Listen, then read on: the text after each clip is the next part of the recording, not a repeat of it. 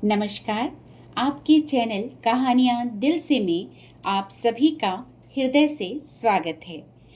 आज प्रस्तुत है सुप्रसिद्ध लेखिका मालती जोशी जी द्वारा लिखी बेहद खूबसूरत और हृदय स्पर्शी कहानी स्नेह बंद।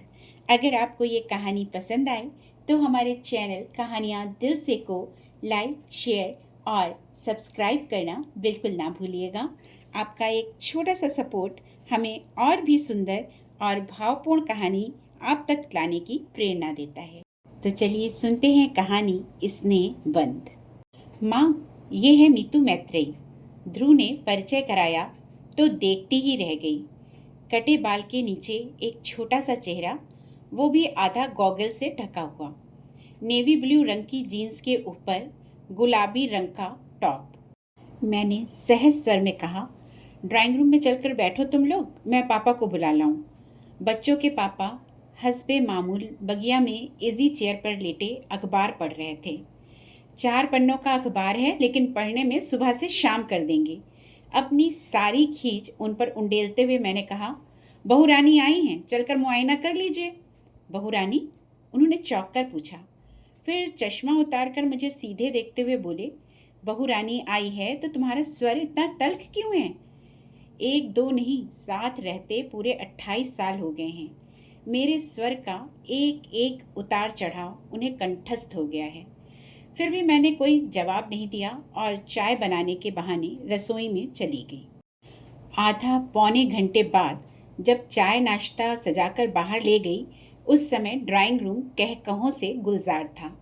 इस बीच शायद शिव भी कॉलेज से लौट आया था और उसी के किसी चुटकुले पर सब लोग ठहाके लगा रहे थे। मुझे देखते ही शिव ने आगे बढ़कर ट्रे थाम ली। ध्रुव ने मेज से सारा कबाड़ हटाकर जगह बनाई। पानी का जग और चटनी की शीशी अंदर छूट गई थी। ट्रे रखकर शिव दौड़कर दोनों चीज़ें ले आया। सब कुछ एकदम स्वाभाविक ढंग से ही हो रहा था। जब से सविता ससुराल गई है, बच्चे इसी तरह माँ का हाथ बटा लेते हैं।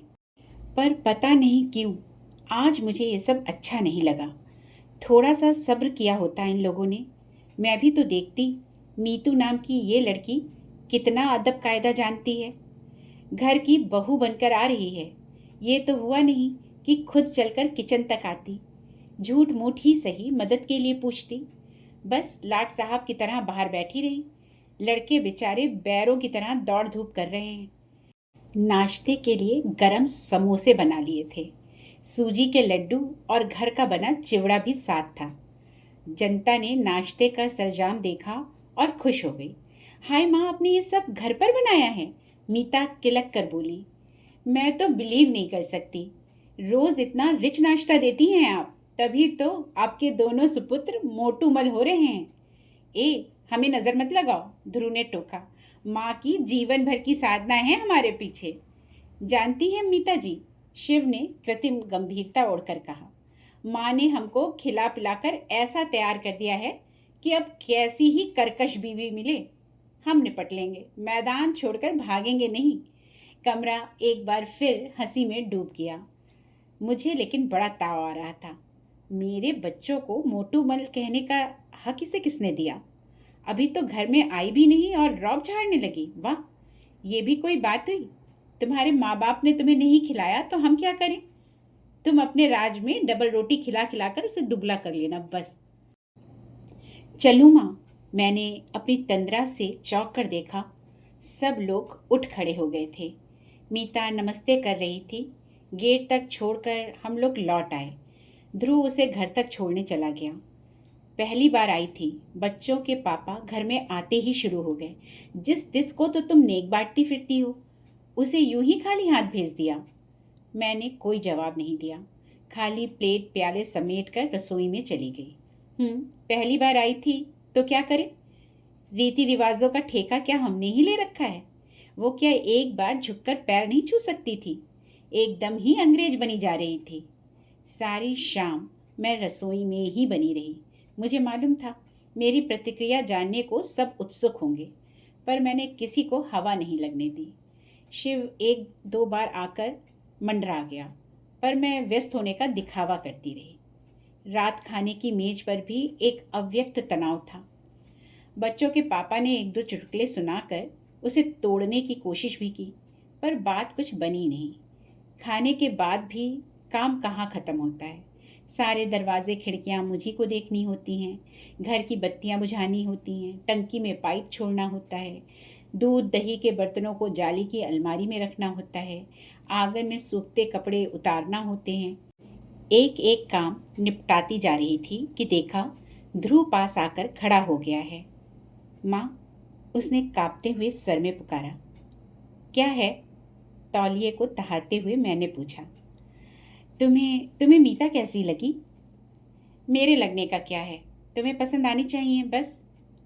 नो मम्मा, तुम्हारी पसंद बहुत ज़रूरी है, तुम्हारी और पापा की। शाम से मन में जो अंधड़ उठ रहा था, ध्रुव के प्रश्न से तीव्र हो उठा। तुमने जवाब नहीं दिया माँ। अच्छा ये बताओ, क्या उसे पता था कि तुम उसे कहाँ लेके जा रहे हो? मैंने प्रति प्रश्न किया। हाँ, क्यों? तो क्या वो ढंग के कपड़े पहनकर नहीं आ सकती थी? कम से कम तुम उसे। मैंने कहा था माँ। फिर? वो बोली, मैं जैसी हूँ वैसी ही उन्हें देख लेने दो, बेकार नाटक करने से क्या फ़ायदा। खैर कपड़ों की छोड़ो, वैसे कैसी लगी बताओ? ध्रुव इतनी अजीजी से पूछ रहा था कि उसका दिल दुखाते ना बना। अच्छी है, मैंने अनमने ढंग से कहा और बात समाप्त कर दी। वरना सच तो ये था कि मैंने मीता को ठीक से देखा ही नहीं था। पहली ही नज़र में उसका हुलिया देखा और मन खट्टा हो गया था। बहू को लेकर मन में कितनी कोमल कल्पनाएं थी, सब राख हो गई थी। गुस्सा तो अपने लाडले पर आ रहा था। प्रेम करते समय इन लोगों की अकल क्या घास चढ़ने चली जाती है? कैसे प्यारे प्यारे रिश्ते आ रहे थे, पर तकदीर में तो ये सर्कस सुंदरी लिखी थी ना। एक उसास भरकर रह गई मैं। एक बार हम लोगों की स्वीकृति की मोहर लगने भर की देर थी, फिर तो सारे काम फटाफट और कायदे से होते चले गए। मीता के पिताजी स्वयं घर आए और उन्होंने औपचारिक रूप से रिश्ते की पहल की। मीता को अपनी बहू बना लेने के लिए करबद्ध निवेदन किया। उन्होंने बताया कि पत्नी की मृत्यु के बाद उनके बच्चे अक्सर हॉस्टल में ही पले हैं। वे भी हमेशा टूर पर ही बने रहे। 2 साल पहले लड़के की शादी हुई है, तब से घर कुछ आकार ग्रहण करने लगा है। हॉस्टल में रहने के कारण मीतू काफ़ी कुछ सीखने से वंचित रह गई है। वे तो डर रहे थे, पर ध्रुव ने उन्हें आश्वस्त किया है कि माँ बहुत सहनशील है और स्नेहमयी है, वे उसे अपने अनुसार ढाल लेंगी।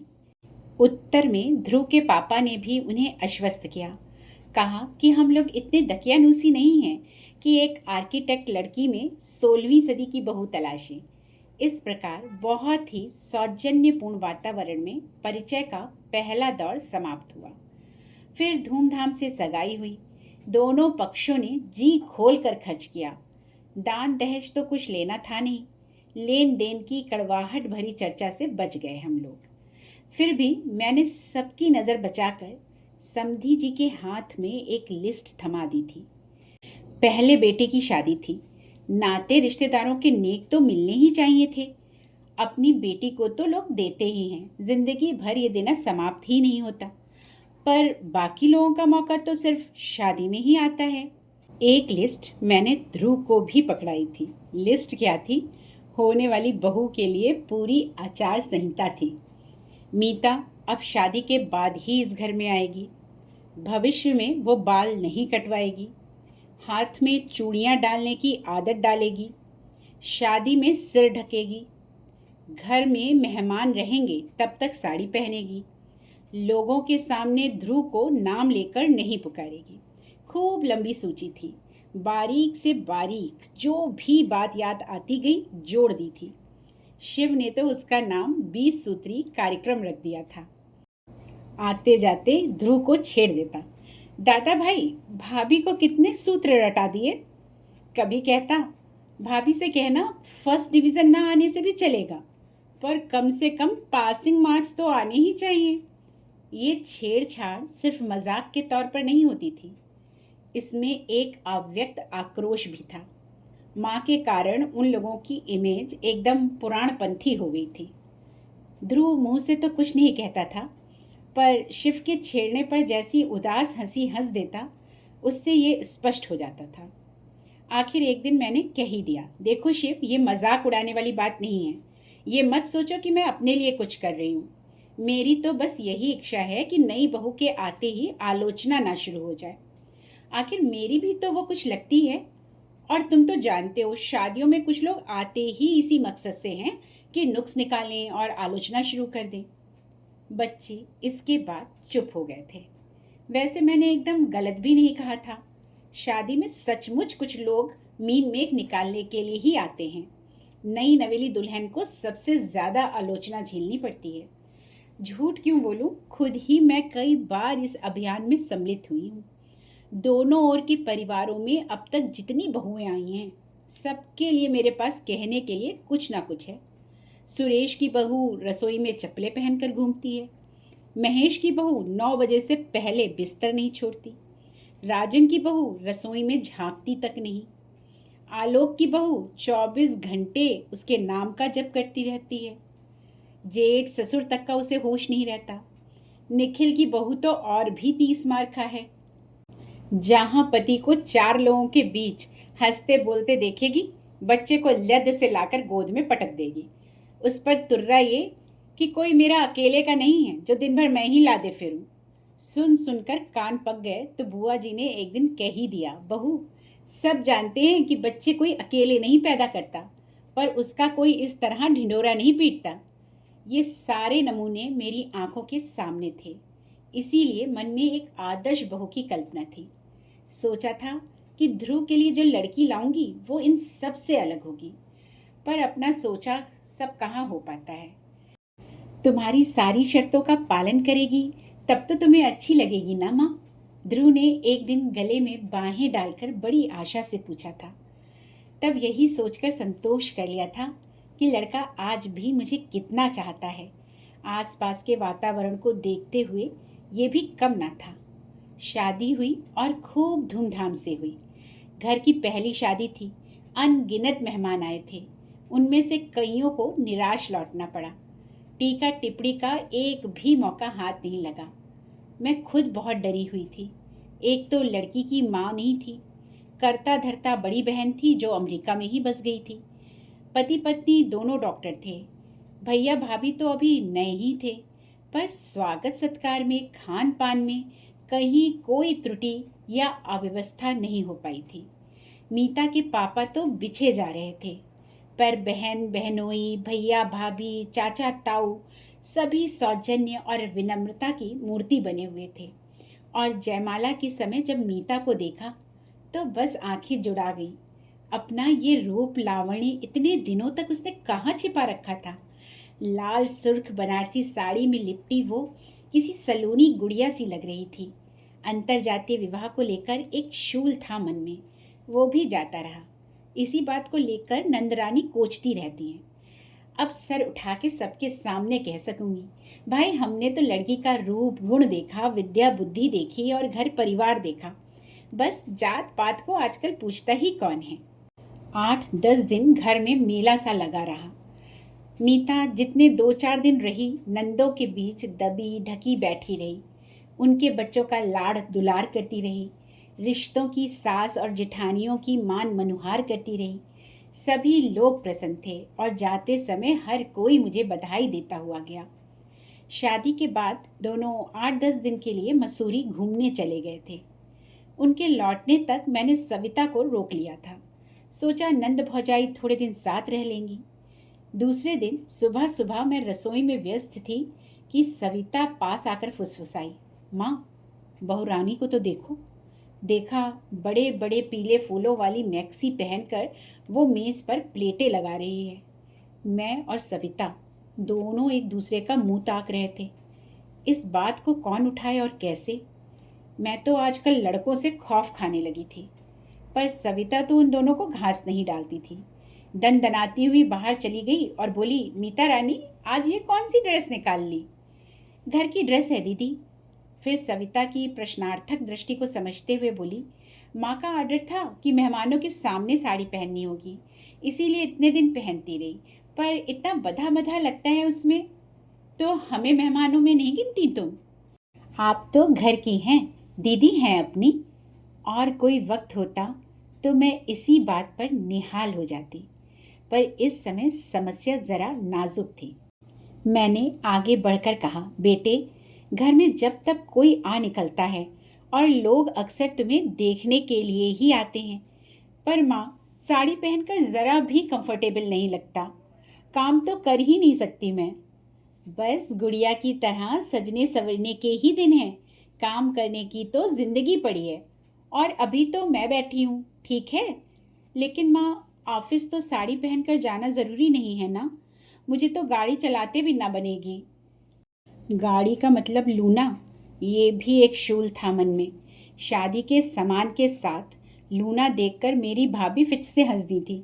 वाह ध्रुव जी, सीधेपन की हद कर दी आपने। आजकल बजाज सुपर से नीचे कोई बात नहीं करता। आप कम से कम। मामी जी, ध्रुव बात काट कर बोला, ये मेरी नहीं, मीता की गाड़ी है। मेरे पास तो अपनी प्रिया है। मीता ने पापा से कहा था कि जेवर चाहे ना दें, पर एक गाड़ी ज़रूर दें। यानी सब कुछ अपने आप ही तय हो गया था। मन इतना खट्टा हो गया था। स्कूटर ही ले लेते तो क्या हो जाता? प्रिया शिव के काम आ जाती। स्कूटर पर तो दोनों ही जा सकते थे। तब ये पहनने ओढ़ने का झंझट भी ना खड़ा होता। दफ्तर सलवार कमीज पहनकर जाया करना, मैंने फैसला सुना दिया। लेकिन बहू घर में आती है तो समस्या सिर्फ पहनने ओढ़ने की ही तो नहीं रहती। उसका घर भर में उन्मुक्त होकर घूमना, खिलखिलाना, दिन भर ध्रुव डार्लिंग की रट लगाना, शिव से छीना झपटी करना, भूख लगने पर नाश्ते के डिब्बे टटोलना, बात बात पर गले में झूल जाना, सब कुछ आंखों में खटकने लगता। बच्चों के पापा तक को तो उसने नहीं बख्शा था। सुबह वे पेपर पढ़ते तो उनकी कुर्सी के हत्थे पर बैठकर ही पूरा पेपर पढ़ जाती। घर में रहती तब तक उनके आसपास मंडराया करती। पापा का जाप किए जाती। उन्हें इसरार करके खाना खिलाती, दवाइयाँ समय पर ना लेने के लिए डांटती। शाम को लौटती तो चाय का कप हाथ में लेकर सीधे बगिया में पहुंच जाती और छोटे से पीढ़े पर बैठकर उनसे बतियाती रहती। उस समय तो सचमुच मेरा खून जल जाता। घर में तो जो चल रहा था ठीक ही था। बाहर उसका प्रदर्शन करने की क्या ज़रूरत थी? आस पास के घरों की कई जोड़ी आंखें उस समय खिड़कियों पर टंग जाती थी। हैरत तो ये थी कि बच्चों को, उनके पापा को ये सब सहज स्वाभाविक लगता था। उनके माथे पर शिकन तक ना आती थी। उस दिन तो हद ही हो गई। रोज़ की तरह हम लोग दोपहर की चाय ले रहे थे कि मीता आंधी की तरह घर में घुस आई। अरे, आज इतनी जल्दी? पहले आप लोग आंखें बंद कीजिए प्लीज़। क्या बात है, पहले आंखें बंद। और हमारे पलक झपकाते ही उसने दोनों के गले में एक एक फूल माला डाल दी और तालियां बजाते हुए किलकने लगी, many happy returns of the day. अरे, बात क्या है? मैंने कहना चाहा और एकदम मुझे याद आ गया। आज 12 दिसंबर थी और हमारी शादी की सालगिरह। दूसरी दूसरी बातों में इतनी खो गई थी कि इसकी याद ही ना आई थी। मेरा चेहरा देखते ही मेरे गले में झूल गई। पकड़ी गई ना? आप लोगों ने सोचा होगा चुप्पी लगा जाएंगे तो सस्ते में छूट जाएंगे। ऐसा नहीं होगा पापा जी। 3-4 कड़कते नोट तैयार रखिए। हम लोगों की नीयत आज अच्छी नहीं है। तुम्हें कैसे पता चला बेटे? हमें तो याद ही नहीं रहा था। इन्होंने गदगद होते हुए पूछा। लंच के समय ध्रुव की डायरी उलट पलट रही थी, तब नज़र पड़ी। उसकी तो ऐसी खबर ली मैंने, इतनी इम्पोर्टेंट चीज़ भूल गया। ध्रुव है कहाँ? मैंने पूछा। शिव को लेने कॉलेज गया है। हमने तड़ी मारी है तो उसे पढ़ने थोड़े ही देंगे। आज तो हंगामा होगा। थोड़ी देर में वे दोनों भी आ गए। फिर तीनों ने मिलकर हम दोनों की आरती उतारी, पैर छुए, उपहार भी दिए। मेरे लिए प्योर सिल्क की साड़ी और पापा के लिए पुलोवर। उसी समय दोनों चीज़ों का उद्घाटन करना पड़ा। फिर अमेरिका से उपहार में मिले कैमरे से घर पर रंगीन तस्वीरें खींची गई।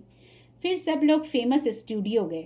वहाँ एक ग्रुप फोटो के लिए मीता पारंपरिक बहू के वेशभूषा में सजी थी और मेरे पीछे खूब अच्छे से सिर ढककर खड़ी थी।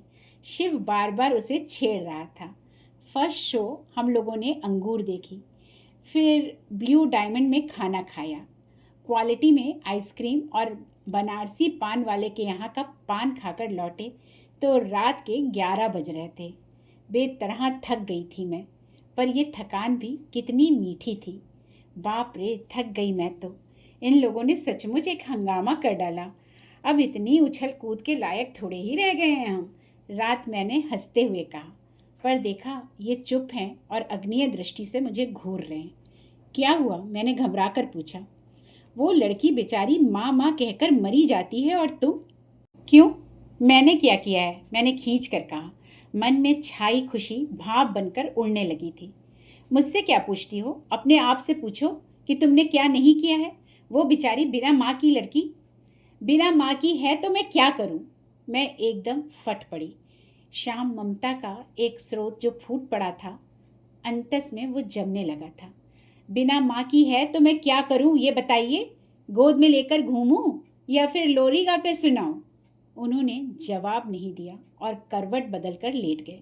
इतना गुस्सा आया, ये अच्छा तरीका है। जवाब देते ना बने तो बात ही खत्म कर दो। अजीब मुसीबत है, मैं बुदबुदाई। दिन भर घर में धमा चौकड़ी चलती रहती है, छोटे बड़े का भी लिहाज नहीं रखा जाता, फिर भी मुझे चैन नहीं है। पराई लड़की पर तो लोगों को इतनी ममता हो जाती है।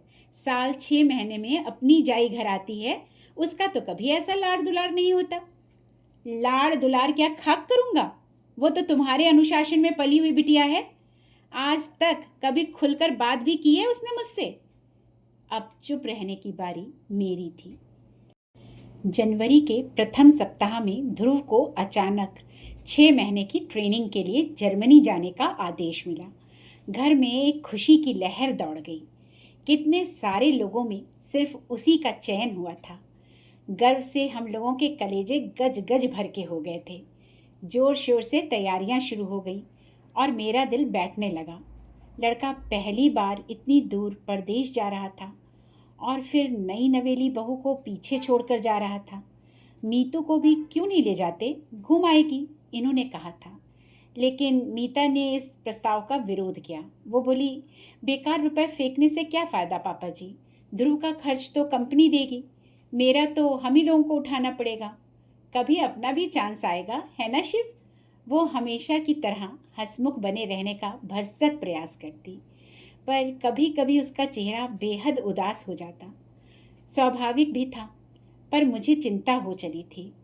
आखिर मैंने एक दिन ध्रुव से कहा, बेटे, तुम्हारे लौट आने तक मीता अपने पापा के यहाँ रहे तो कैसा रहे? कहीं भी रह लेगी माँ, 6 महीने की तो बात है, पलक झपकते बीत जाएंगे। और सब कुछ ठीक ठाक रहा तो लौटते समय 15-20 दिन के लिए उसे बुला लूँगा, घूम घाम लेंगे। उसने तो बात समाप्त कर दी थी, पर मेरी चिंता वैसी की वैसी बनी हुई थी। बच्चों के पापा का इन दिनों कुछ ठीक नहीं था। वो यहाँ उदास बनी रहेगी तो उसका संबंध सीधे मुझसे जोड़ देंगे, इसीलिए डर लग रहा था। शिव और मीता उसे छोड़ने बम्बई तक गए थे। लौटकर मीता अपने पापा के यहाँ चली गई। उसकी भाभी के लड़का हुआ था। फिर महीने भर बाद भाभी अपने पीहर चली गई तो उसने घर की देखभाल के लिए वहाँ रहना चाहा, तो हमने कोई आपत्ति नहीं की। घर एकदम सुनसान हो गया था। बच्चों के पापा ध्रुव से ज़्यादा मीता को मिस कर रहे थे। हर चौथे 8वें दिन समधियाने पहुंच जाते, कभी घसीट कर साथ मुझे भी ले जाते। तब समधी जी चुटकी लेते, अपने बच्चों के लिए कैसे दौड़ दौड़ कर आ जाते हैं आप, मुझ गरीब की तो कभी सुध भी ना ली। शिव भी अक्सर देर से घर लौटता। कभी भाभी के साथ शॉपिंग करनी होती थी या कभी उन्हें मूवी दिखानी होती थी।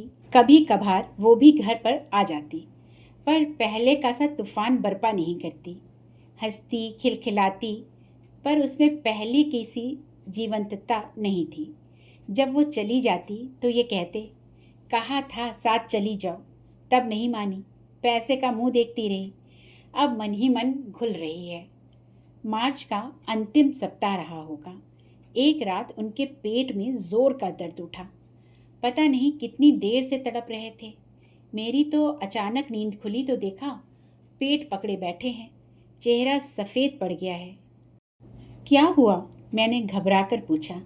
क्या पेट दर्द कर रहा है? उन्होंने जवाब नहीं दिया।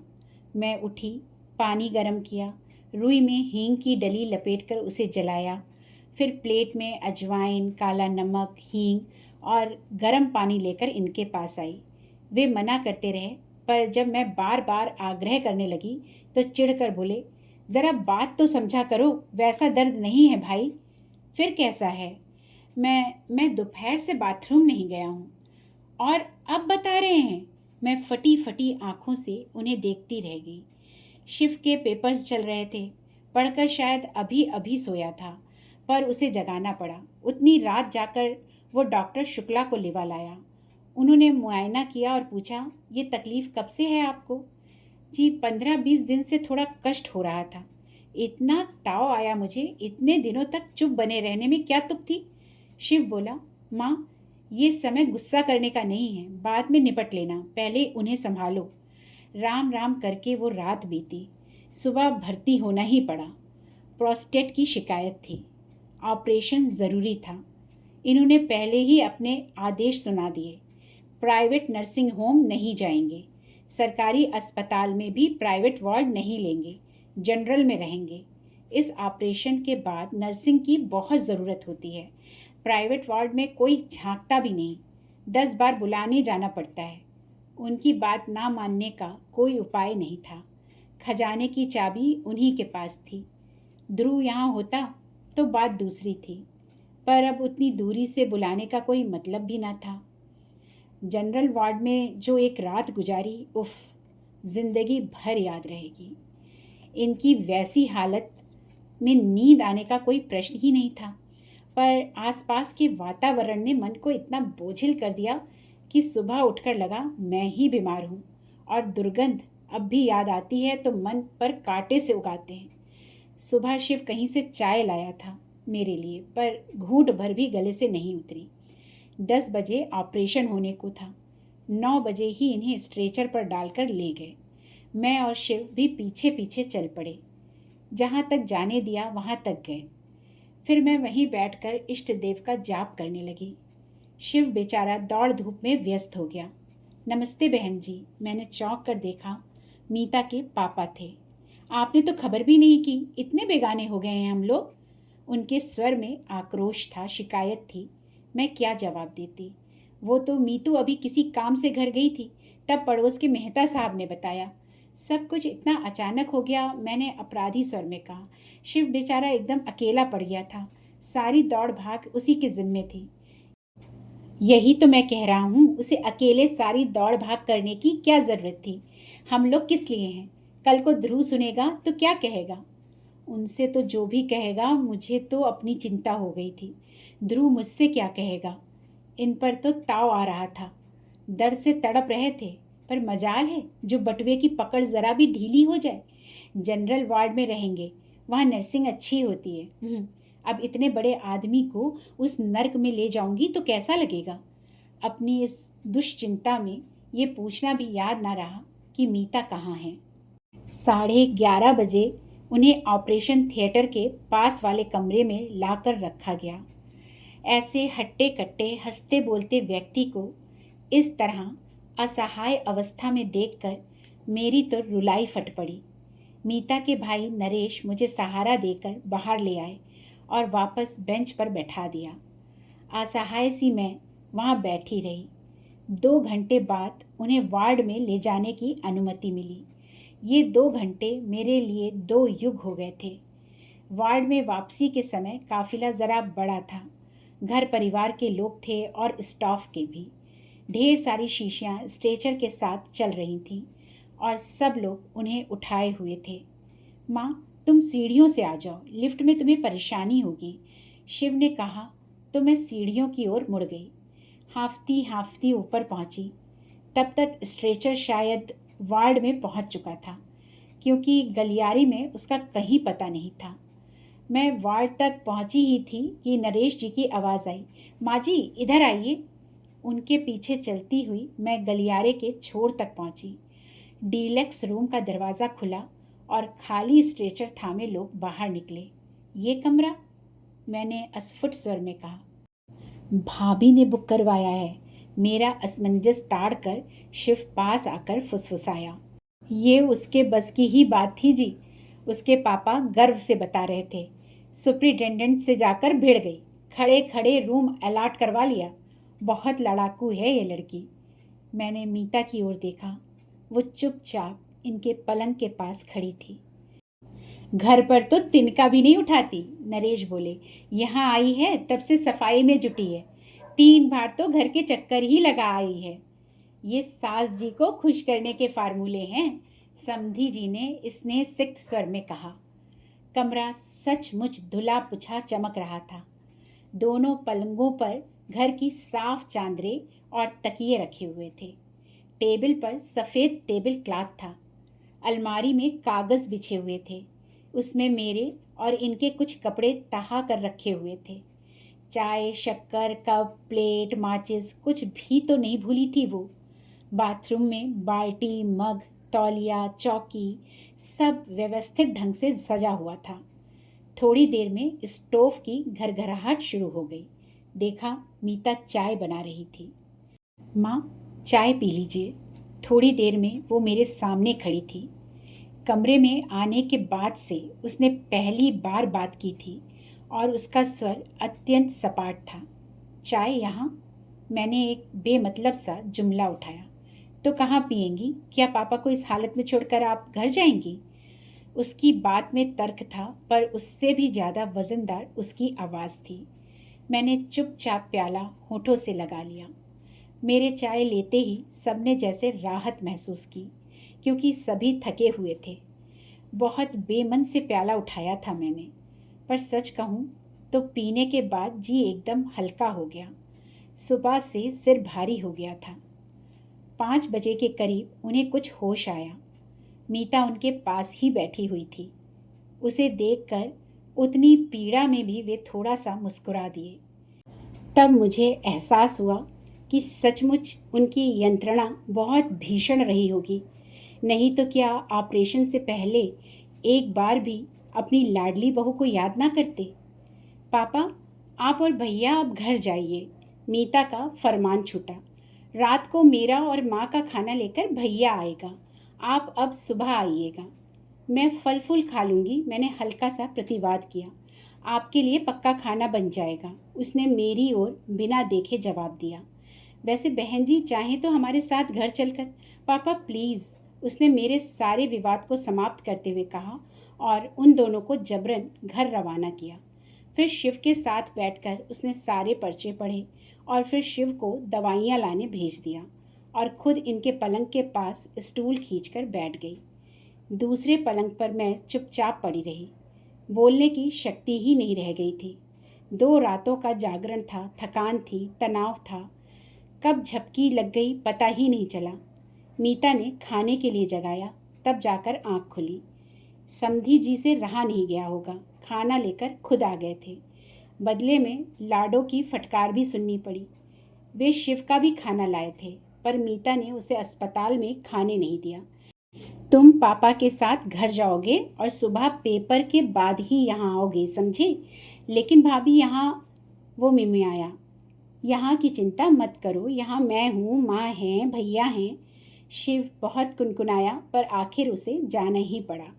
उन लोगों को छोड़ने के लिए नरेश जी नीचे तक गए। मीता ने उनसे मेरे लिए पान मंगवाया। पान के बिना आज पूरा दिन हो गया था, पर मुझे याद ही नहीं आई थी। पर पता नहीं कैसे मीता जान गई थी कि खाने के बाद मुझे तलब ज़रूर आएगी। खाने के बाद उसने मेरा बिस्तर ठीक किया, फिर बाथरूम में जाकर सारी प्लेटें गिलास धो डाले। दूध एक बार फिर गर्म किया और सोने की तैयारी करने लगी। भैया 12 बजे तक मैं एक झपकी ले लूँ, फिर ड्यूटी पर आ जाऊँगी, फिर चाहे आप पूरी रात सोए रहना, उसने कहा और आराम कुर्सी में हाथ का तकिया बनाकर लेट गई। नरेश जी पलंग के पास एक कुर्सी खींचकर बैठ गए। मेरे आराम में ज़रा भी खलल ना डालते हुए दोनों भाई बहन नाइट ड्यूटी निभाने को तत्पर थे। मुझे कैसा तो लगा। मीता, मैंने स्नेह सिक्त स्वर में आवाज़ दी। भैया आराम कुर्सी पर लेट जाएंगे, तू इधर पलंग पर आ जाना, दिन भर खड़ी की खड़ी है। पता नहीं मेरी आवाज़ में कुछ था या उसने प्रतिवाद नहीं करना चाहा। वो चुपचाप मेरे पास आकर लेट गई। आप सोने लगे तो मुझे जगा लीजिएगा भैया, उसने कहा और आंखें मूंद ली। नरेश जी आराम कुर्सी पलंग के पास खिसका कर उसमें लेट गए। कमरे में एक अजीब सी शांति छा गई। मैंने मीता की ओर देखा। पता नहीं क्यों उसे देखकर मुझे सविता की याद हो आई। 2 बच्चों की माँ हो गई है, पर अब भी कभी कभी उस पर बचपन सवार हो जाता है। माँ के पास लेटने का मोह हो आता है। उन क्षणों में वो एकदम नन्ही सवी बन जाती है। मेरे पास लेटी ये नन्ही सी लड़की, इसका भी तो कभी कभी मन होता होगा, तब किसके आंचल में मुंह छुपाती होगी। बड़ी बहन है, वो 7 समंदर पार इतनी दूर है। भाभी तो खुद ही लड़की है अभी। वो मेरी ओर पीठ करके लेटी थी, निस्पंद। सलवार सूट उतारकर उसने नाइटी पहन ली थी। उसमें वो एकदम बच्ची सी लग रही थी। दिन भर किसी उग्र तेज से दब दब करता उसका चेहरा अब एकदम निरीह निष्पाप शिशु का सा लग रहा था। ममता का एक ज्वर सा उठा मन में। एकदम उसे अंक में भर लेने की इच्छा हुई, पर संकोच से मैं बस उसकी पीठ पर, बालों पर हाथ फेरती रही। वो मेरे वात्सल्य के उद्वेग से अनजान वैसे ही निस्पंद पड़ी रही। अचानक मेरी उंगलियां उसकी पलकों को छू गई। वे गीली थी। क्या हुआ बेटे? मैंने प्यार से पूछा। वो कुछ नहीं बोली, बस जैसे रुलाई रोकने के लिए होंठ सख्ती से भींच लिए। अपने पापा जी के लिए परेशान हो? पर डॉक्टर साहब तो कह रहे थे वे एकदम ठीक हैं। ऑपरेशन बहुत अच्छा हुआ है, बस 1-2 दिन में उठकर बैठ जाएंगे, यही कह रहे थे ना? कहते कहते मैं भी शंकालु हो उठी। वो एकदम पलटी, कुछ क्षण मुझे देखती रही, फिर मेरी छाती में मुंह छुपाकर सुबकते हुए बोली, पहले ये बताइए आपने हमें खबर क्यों नहीं की? पापा जी इतने बीमार हो गए और किसी को मेरी याद भी नहीं आई। यही तो अपने आप को कटघरे में खड़ा करके मैं बार बार पूछ रही थी, मुझे उसकी याद क्यों नहीं आई? अपनी बिटिया को कैसे भूल गई मैं? अभी आप सुन रहे थे मालती जोशी जी द्वारा लिखी बेहद खूबसूरत और दिल को छू लेने वाली कहानी स्नेह बंद। आपको ये कहानी कैसी लगी? अपने विचार हमें कमेंट के माध्यम से ज़रूर बताइए और ऐसी ही भावनाओं से भरी सुंदर कहानियाँ सुनने के लिए अपने चैनल कहानियाँ दिल से को लाइक, शेयर और सब्सक्राइब करना बिल्कुल ना भूलिए। फिर मिलेंगे एक नई कहानी और नए एहसासों के साथ। तब तक के लिए दीजिए कहानियाँ दिल से को अनुमति। जय हिंद, जय भारत।